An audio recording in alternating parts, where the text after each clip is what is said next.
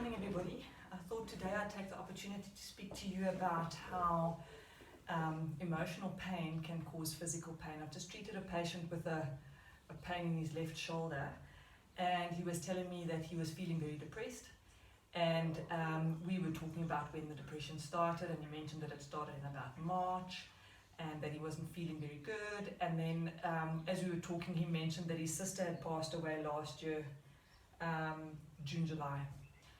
And it was a shock because he'd gone down to visit her and he'd spent a lot of time with her, and the last day before he left he'd spent like 2.5 hours with her in the hospital having a chat with her, and it was a really good time. And as he said, it looked like she was very good and she was getting better and that. And then 4 days later he got the news that she'd passed away, and it was a very big shock to his system because he was convinced that she was getting better.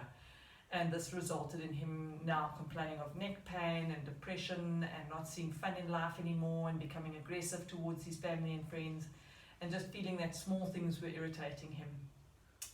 But when we've chatted through the things and made him realize that actually his problem is as a result of his sister that passed suddenly and he wasn't expecting it, and we went through the grieving process of dealing with death, he felt much better afterwards and he could get closure, and his neck pain was gone by the end of the session.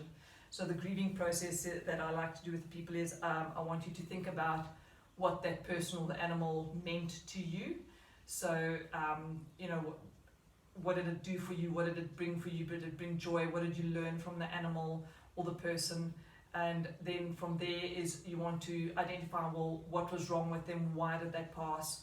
What was going on in their lives? And she was ill and my animal was ill, and therefore when they pass, it has to be. It's not out of the blue, actually. It's actually a blessing, and sometimes we feel guilty that they're then gone and that you wish them to die and that, but actually they're moving on to a better place because there's no pain in this better place and they feel better in this better place, so it's better to be there. And once you've identified those things, what they meant to you, why did they have to go, and then you start thinking about the last time you spent with them. Was it a time of closure? And he'd spent a wonderful 2.5 hours with his sister getting closure, and he actually left feeling, the conversation is done, I'm happy where things are, and they waved at each other goodbye. And so that was her closure, even though she didn't know it. That was his closure, even though he didn't know it.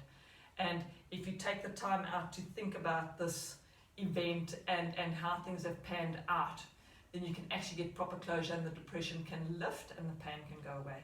So very important to not just bury things under the carpet. You must sit and process it. You must have a proper funeral, and sometimes a funeral is not a funeral.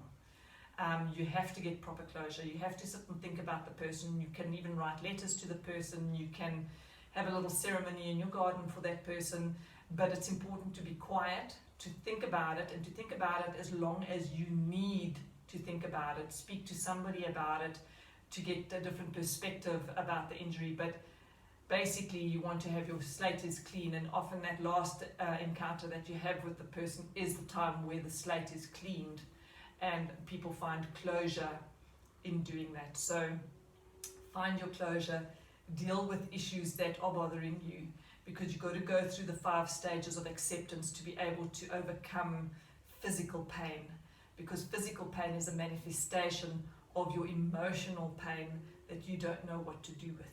So do go through these processes. There's the 5 stages of grief, or the 5 stages of acceptance, so that you can process them properly, so that you can get over your pain. Hope you enjoyed this little chat and hope you feel better soon. Cheerio.